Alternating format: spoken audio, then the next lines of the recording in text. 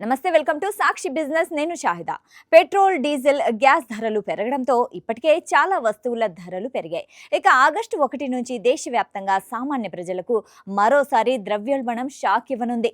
నిత్యావసర వస్తువుల నుంచి ఎలక్ట్రానిక్స్, కార్ల వరకు పలు ఉత్పత్తుల ధరలు పెరగనున్నట్లు మార్కెట్ వర్గాలు చెబుతున్నాయి. దీంతో మధ్యతరగతి కుటుంబాల నెలవారీ బడ్జెట్పై మరింత భారం పడే అవకాశం ఉంది.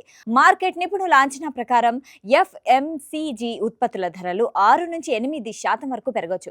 ముఖ్యంగా టీ, హెయిర్ ఆయిల్, సబ్బులు, ప్యాక్డ్ ఆహార పదార్థాలు వంటి నిత్యావసర సరుకుల ధరలు పెరిగే అవకాశం ఉంది. ఇప్పటికే పెరుగుతున్న జీవన వ్యయంతో ఇబ్బందులు పడుతున్న ప్రజలకు ఇది మరో ఆర్థిక భారం కానుంది. ఇక ఎలక్ట్రానిక్స్ రంగంలో కూడా ధరల పెరుగుదల కనిపించనుంది. రెఫ్రిజిరేటర్లు, వాషింగ్ మెషిన్లు, టెలివిజన్ల ధరలు 4 నుంచి 6% వరకు పెరగవచ్చని అంచనా. అంతర్జాతీయ మార్కెట్లో మెమరీ చిప్ల ధరలు భారీగా పెరగడంతో స్మార్ట్ ఫోన్ల ధరలు కూడా పెరిగే అవకాశాలున్నాయి. మరోవైపు ఆటోమొబైల్ రంగంలోనూ ధరల పెంపు తప్పదని కంపెనీలు ఇప్పటికే సంకేతాలిచ్చాయి. ముడి సరుకుల ధరలు పెరగడంతో తయారీ వ్యయం అధికమైందని పేర్కొంటూ మారుతి సుజుకి ఆగస్టు నుంచి కొన్ని మోడళ్లపై 30,000 వరకు ధరలు పెంచనున్నట్లు ప్రకటించింది. హోండా కార్స్, మర్సిడీస్ బెంజ్ వంటి కంపెనీలు కూడా త్వరలోనే ధరలను సవరించే అవకాశం ఉంది. ధరల పెరుగుదలకు ప్రధాన కారణాలు ప్రపంచ మార్కెట్ పరిస్థితులేనని ఆర్థిక నిపుణులు చెబుతున్నారు.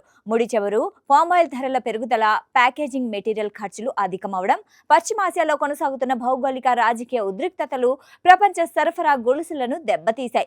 సముద్ర రవాణా వ్యయం పెరగడం, డాలర్తో పోలిస్తే రూపాయి మారకపు విలువలో హెచ్చు తగ్గులు కూడా దిగుమతి ఖర్చులను పెంచుతున్నాయి.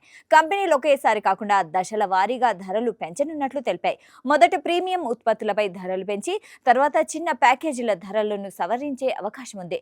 జూన్ త్రైమాసికంలో నష్టాలను పూర్తిగా వినియోగదారులపై మోపలేదని, మిగిలిన భారాన్ని సెప్టెంబర్ త్రైమాసికంలో మరో 2 నుంచి 5% వరకు ధరల పెంపు ద్వారా భర్తీ చేయాలని భావిస్తున్నట్లు తెలుస్తోంది. వస్త్ర కంపెనీలు కూడా కొత్త సీజన్ దుస్తుల ధరలను పెంచేందుకు సిద్ధమవుతున్నాయి. ఆర్థిక నిపుణుల అభిప్రాయం ప్రకారం ఈ పరిస్థితులు దేశ ఆర్థిక వ్యవస్థపై ప్రభావం చూపే అవకాశం ఉంది.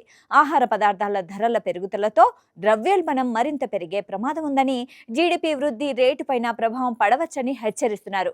ముఖ్యంగా పరిమిత ఆదాయంతో జీవిస్తున్న మధ్యతరగతి కుటుంబాలకు ఉదయం టీ నుంచి కొత్త కారు కొనుగోలు వరకు ప్రతి ఖర్చు పెరగడంతో రాబోయే పండగ సీజన్లో బడ్జెట్ను సమతుల్యం చేయడం పెద్ద సవాలుగా మారనుంది. సాక్షి టీవీ ప్రసారాలను నిలిపివేయటం చట్టరీత్యా నేరం. సాక్షి టీవీ ప్రసారాల కోసం మీ స్థానిక కేబుల్ ఆపరేటర్ను వెంటనే సంప్రదించండి. DTHలో, ఇంటర్నెట్లో కూడా సాక్షి టీవీ ప్రసారాలను వీక్షించవచ్చు.